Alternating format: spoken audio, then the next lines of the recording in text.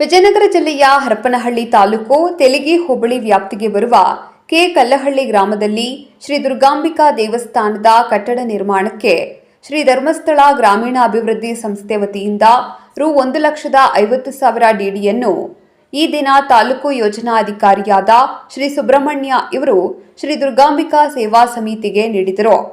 ಈ ಸಂದರ್ಭದಲ್ಲಿ trust committee ಅಧ್ಯಕ್ಷರಾದ ಕೌಟಿ ದೇವೇಂದ್ರಪ್ಪ, ಪುಟ್ಟಬಸವನಗೌಡರು, N Basavanthappa, K Halesh, M Virupakshappa, ಗ್ರಾಮ ಪಂಚಾಯಿತಿ ಸದಸ್ಯರಾದ K Rajappa, D Dyamajja, S Aravind, ಗುರುಗಳಾದ Prashant, K Karibasappa, K Huchchappa, M Nagappa, B Manappa, Madivalappa ಮುಂತಾದ ಗ್ರಾಮಸ್ಥರು ಭಾಗವಹಿಸಿ ಶ್ರೀ ವೀರೇಂದ್ರ ಹೆಗಡೆ ಅವರಿಗೆ ಅಭಿನಂದನೆ ಸಲ್ಲಿಸಿದರು.